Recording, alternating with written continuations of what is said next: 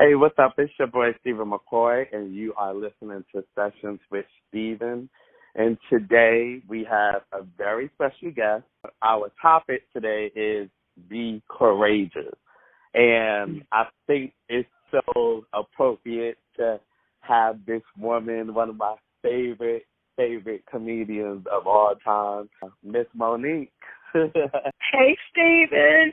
Hey, Monique. How are you? I am wonderful, baby. How you doing? I am doing really good. And I've interviewed so many celebrities, but it's not every day that I get to interview a legend. And wow, it's just crazy with everything that's going on, which we're going to get into. But I just have to say, you really have been an inspiration. And I'm not saying that just to say it. You really have been someone that's always spoke your mind, that's always been courageous. And that's what the topic is. This is actually the kickoff for the year for Sessions with Steven for 2018. There was a reason for the hiatus from me because a lot of people don't know I had a herniated disc in my back. And I had 3 failed epidural shots that didn't work, so they actually had to do the surgery. I had to learn to pretty much walk all over again.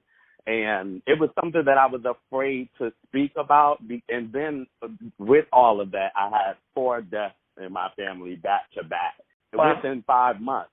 And, so it's good to be back at work. And to have you here is amazing. And I just want to know, what does it mean to be courageous to you? What does that mean for you? Wow, Steven, that's a great question. And first of all, I want to say to you, congratulations, brother, because you kept pushing through it all. Thank you. And I think when you say, what does it mean to be courageous, I think for me it means to be fearless. It means to be unwavering and standing for what you know is the truth. And everybody, I guess, has a different version of courageous, because I know some courageous people and the stand they had to make and what they had to say. But I think for me, being courageous is to be fearless. Right. And unafraid.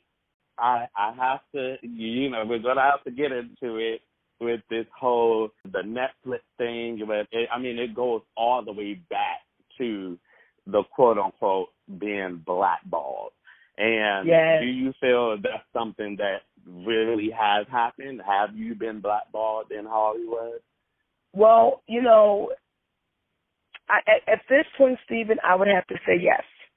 Mm-hmm. For a long time, I didn't want to say it because the offers were still coming, but they were getting lower and lower and lower and lower with really no regard. And they were beginning to treat me like I was brand new to this place called Hollywood. Right. And when you have an email from a producer named Will Packer saying, I heard that you were difficult and demanding, and I still took a chance. And when you say, well, what was Monique's difficulty? What was she demanding? And nobody can say it out loud, because then they'll say all she was asking for was equality. Right. All she was asking for was respect. And when you hear a black man by the name of Lee Daniels that goes on the Don Lemon show and says, oh, she knows she was difficult and demanding, and everyone knows it. Well, no one has said, what were those difficulties? Right. And then when you have a man named Tyler Perry and a woman named Oprah Winfrey, who was all a part of that movie Precious, and they called us and they said, what you're doing is right. But then they sat back and they watched this rumor spread like wildfire, and no one said anything. So now we are 7-8 years later, and I'm still dealing with it, and it showed up in that Netflix offer. Right. It's just crazy. Yeah, I'm just saying it's just crazy, but yeah. It is crazy, and when you say, what is being courageous, because I've had people say, why would you speak out against them? They're the 3 juggernauts. Like, they're our 3 Mount Rushmore. Well, because they're bullies, and they're wrong. And we have to speak out, because if not, it continues to go on. And for me, I got to speak out for the little girl who's not born yet. Because someone did it for me. Someone stood up for me to say, Monique, we took those ass whippings. We took low money. We took the low ball. We took it all so that you wouldn't have to. So please don't sit down and roll over. Please stand. And with the whole situation with Lee Daniels, we know, they were saying that you were difficult, but the whole thing was you had fulfilled your contract, including doing all of your press in the U.S. So that job was already completed, and you went home to your husband and your family, and they just asked. And this is something that people they're only hearing one side of the story for some reason, but they wanted to extend your press tour outside of the U.S., am I correct? Yes, you are. And your thing was you respectfully declined, not once, not twice, but 3 times, but the third time. A lady.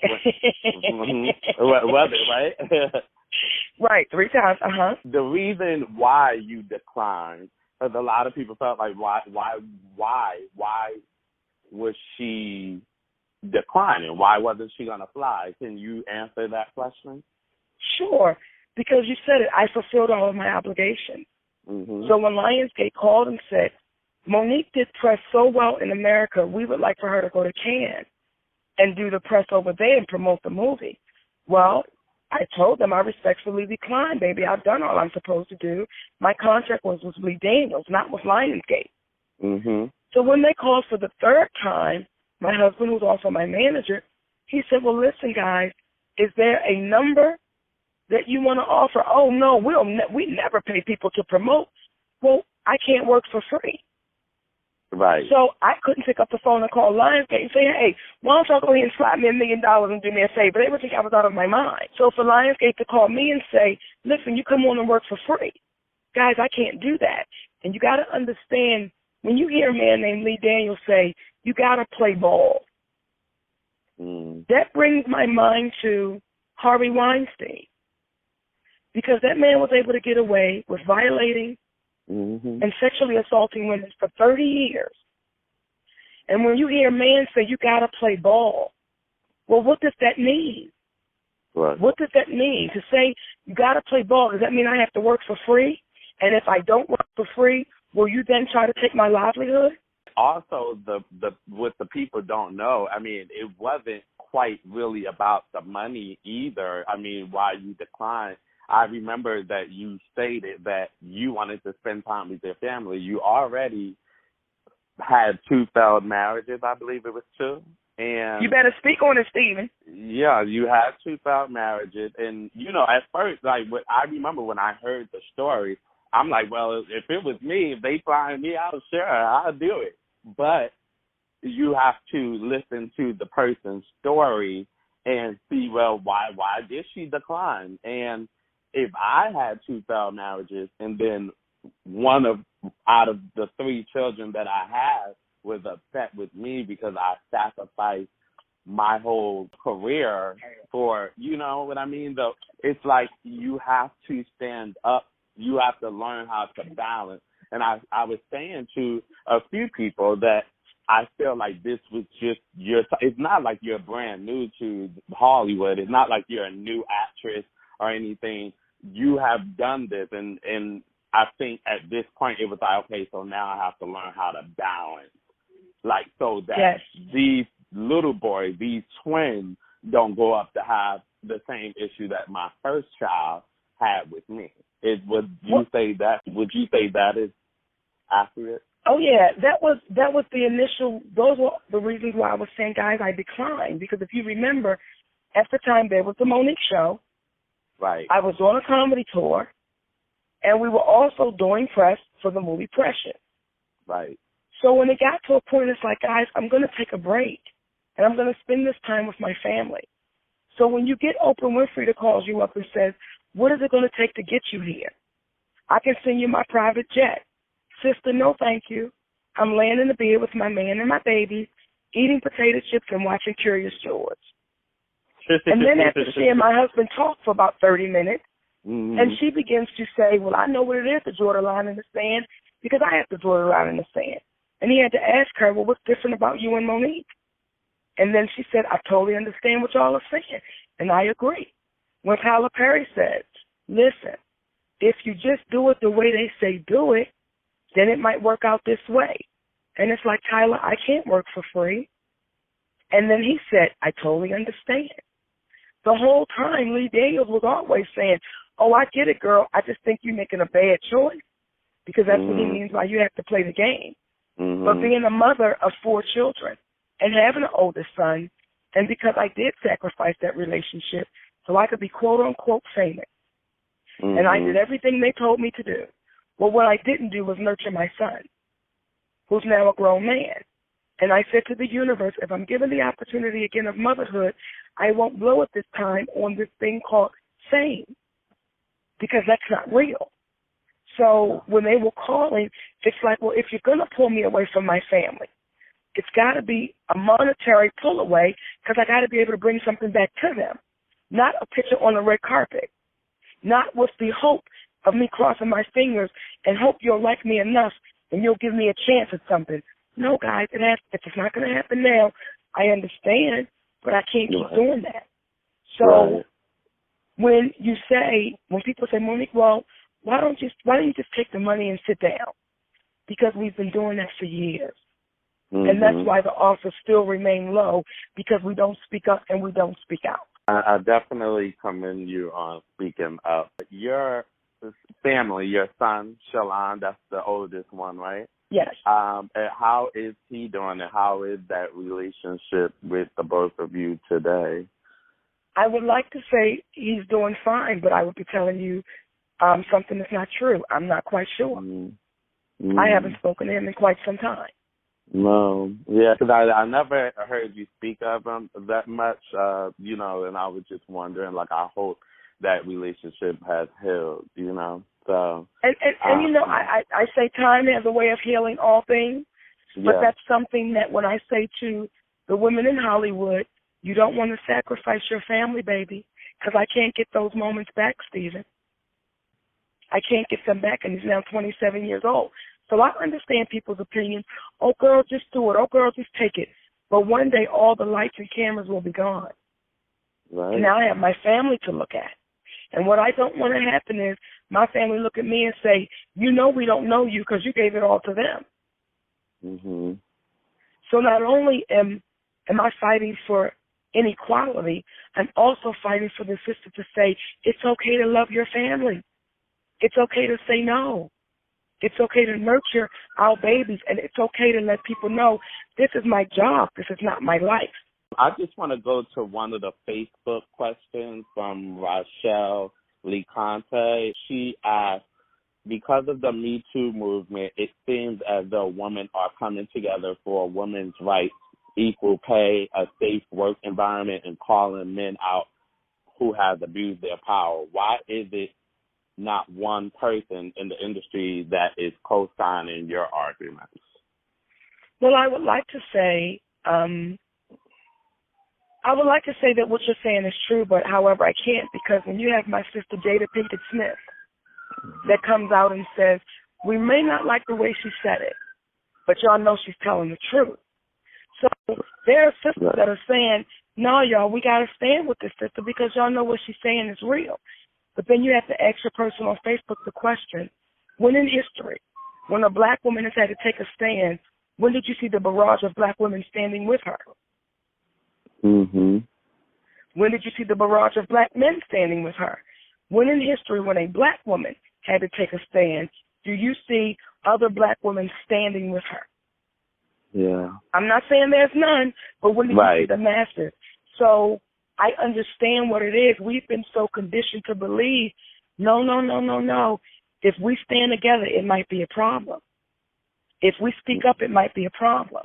So I don't take offense to it. I understand the conditioning. Now, also, Candy, she actually posted a photo of you and a few other people, and she expressed love to you. I don't know if you've seen that yet. Thank you, my baby Candy. I really love that. I was touched to see that myself, because it's just like, where is the love, But what we have to understand is, if Harvey Weinstein was able to do that for 30 years, right? Women knew about it. It wasn't a secret. And when you say, where's the love? People are afraid, Steven. And I don't take it personal. So people are afraid of losing. It's like, oh, my God, if I speak up, what will happen to me? What will they do? What will they say? Yeah. Will I lose the little opportunities that I'm getting? So I can't take offense to it. What I can say is I understand it. But I hope that we will eventually wake up and say, if we stand together in numbers, things will change. Yeah. And you want to know something? Say, where's the love? It's funny that's honestly something that you and Sydney definitely. I watched one of the episodes of your show, and it was very inspirational. And I followed your career like throughout your career since I was little. So it's like you've always loved fearlessly, and that's something sometimes that takes so much courage to do because you don't know if you're going to be hurt if you practice each day and treat each human, really kind. And, I don't know what it took for you to turn into the person that you are as far as being a generous and kind-hearted person. Every time I see you, you're always very kind to people. Like, what was that moment? Like, what happened that made you so warm? I grew up a fat girl, baby. I grew up being teased. I grew up in a family that it was okay to call names. It was okay to demean and belittle. So I know what that feels like. And I never want anybody else to feel that. So to be kind, it doesn't cost anything. But it's actually very rewarding. So when people say, well, Monique, how is it that you're so kind? And then you have to ask them, how is it that you're not? Because you know what it's like for somebody to say, hey, Steven, how you doing, baby? Yeah. You could be having a horrible day, but just for somebody to say, hey, Monique, how you doing, baby? My thought could change instantly. Absolutely. So it's just giving back what you would want somebody to give to you. Right. And when people, they made this whole meme of you, I'm sure you've seen it with the whole decorated comedian alive. And I don't know if people understand exactly what that means. It means you're speaking of awards. Am I correct? Okay. Yes. Yeah. So I did do some research and stuff. I was wondering what about Whoopi Goldberg or Yeah, well, actually, Whoopi's not a stand-up comedian, and she'll tell you that. She's a satirist. She had to do that one-woman show because she had to show them how brilliant of an actress she was because it was hard for her to get roles as an actress. But Whoopi's not a stand-up comedian. But I tell people, even if you include Whoopi, count the numbers for yourself. I wouldn't have said it if it wasn't true. Also, the Monique show. I actually love that show. But you want to know something? It's so crazy. I could put the TV on mute and still hear you. Shut your mouth, Steven. Shut up. Listen, let me tell you something, baby. Yeah, Steven, I did not know I was that loud, baby. I did not know it. It's so crazy. And let me tell you one day I was... that actually? Yes, honey. I was in the closet in my house, right? And the TV was on in the bathroom. And I heard somebody going, I said, who in the hell is that screaming it? Baby, when I walked out, it was me. And I looked at my husband. I said, Daddy, I did not know. He said, Mama, you just be having a good time, baby. Yes. Too, I love it because I think that was around the time when I first got into my new home, and I used to just watch it every night, and I would actually really put my arms around myself in the bed and hug myself. Yes. As you used to do at the end of your shows. And I just want to know what happened to the Monique show. We thought that we were going to get a new season. So did we, baby. The Monique show was like a little girl on Family Matters. She went upstairs and never came back down. Oh, yeah. Okay. We went to the elevator and they ain't opened it back up. Right, yeah. So unfortunately, hopefully we can get another Monique show going. We do have Sydney and Monique's open relationship. Let me just say this. We never know what tomorrow holds. Yeah. That's why I'm excited about today because it's so amazing. but we have no idea what's in tomorrow. Can't tell you when, can't tell you where. But the Monique show going to be there. And one thing I definitely want to ask, because I know, this whole thing with Oprah, and a lot of people want to know about this specific comment about her not doing anything for the community is something that you said. Now, I don't know if you said that out of anger or just being emotional, but did you mean that or, let me tell you exactly what I said and exactly what I meant. Mm-hmm. When we saw our sister, was it the Golden Globe that gave the speech? Yes, I believe so. Well, the question I asked, when did we ever see our sister at the Image Award giving that speech? When did we ever see our sister at the Stella Award giving that speech? When did we ever see our sister standing up for us, giving that speech? Can you tell me when? Okay, so it was about the speech. Well, I'm asking you, was there a time you saw her do it on a stage?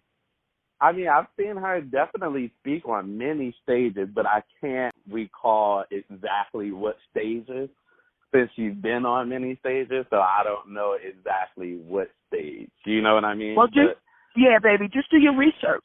Just pull up all the Image Awards. Pull up all the BET Awards. Pull up all the Stella Awards. Pull up all the Pity Pat Chunk and Crap Game Awards. Pull them all up. So I'm not discounting what she said because what she said needed to be said. But what I am saying is we've been dealing with inequality. We've been dealing with inequality for how long? Oh, since the beginning. Since the beginning. So what I am saying is, if we're dealing with inequality and you have a black woman that sits where she sits, well, the moment she makes noise about the inequality for the black actress, do you think it'll get different? I'm asking you, do you think it'll get different if she says these women are not paid fairly? Yeah, I think she has a huge influence. If she was to come out and say these women aren't being paid fairly and should be paid fairly, I think it can definitely, I think it opens, well, you've been one to open up the conversation, definitely. It opens up the conversation, but I don't know if it would actually change it, but if all of the women come together. Say it again, come together. If all of the women come together, it sure enough can change, for sure. Yeah, definitely. So when I say to people, I'm not saying anything unique. I'm not saying anything new. I'm not saying anything that's magical or mystical. I think what the problem is simply I'm saying it. See, when Sister Harriet stood up and said, hey, y'all, I know how to get us to freedom. Show me the picture in history where there were a lot of women standing behind her. Yeah. Fannie Lou Hamer, show me that picture. Eartha Kitt, show me that picture. Show me where we said we're going to stand. And when our white sisters stand up, and which they should, they seem to get rallied behind. But when a black woman stands up, you have to hear, you're crazy, you're greedy. Oh, Lord, here we go again. You have to hear, well, I mean, what you're saying is true, but that's just the way it is. Well, that's what they said about slavery, Stephen. Right. So I think what happens is, as people are saying, well, I mean, what she's saying is true, but, should you have said it like that? Well, how was I supposed to say it? How are we supposed to say it? Right. So I'm unapologetic for saying it. I'm unwavering for saying it. And I'm going to keep on saying it until there's some change. And it might not happen with me, Stephen. I'm willing to accept that. Just as it didn't happen with Hattie McDaniel. See, when Hattie McDaniel had to take a stand, she died broke and in despair. Because she was trying to fight for equality. But she made it so that I would get a little more money. Not the money we're supposed to get, but I would get a little more. So when you have sisters like that that's saying, I'm willing to take the hit if it's going to make it better for the next one. Well, when are we going to stop saying, we're going to let you take the hit, but we're going to make it better for us instead of we're going to stand behind one another so we don't have to keep taking the hit. Absolutely. And one thing you definitely have been a person to try and better women. And I know this is something that I've never heard you speak about that I'm excited to ask you about. Charm School. Yes. When you went on the show and you was actually you were caring on those women, and those women, they were really lost. What made you decide to do that show? Because I saw how those women were being exploited. Mhm. I saw how they were being exploited because I'm one of those women. I'm those sisters too. Could I use Charm School in my life? Yes. Did I learn some things from those sisters? Yes. So it wasn't like I was doing them no special favor. We were all growing together. Right. But if you're saying we want to do Charm School, you can't then put liquor in front of these women and say, okay, roll camera, because you're going to get a different kind of behavior. You're going to get a different kind of attitude when liquor is involved. So when I went on to sign up for that show, we really thought we could make a difference in them growing and me growing too. So I was appreciative of that show. And those women, even though we saw them with their behaviors, they're beautiful sisters. One thing I would love to come back a Parker's Reboot.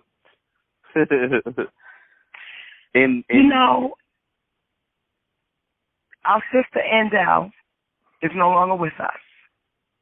Yes, Yvette Wilson. Yes. You can't do the Parkers without Yvette Wilson. Mm.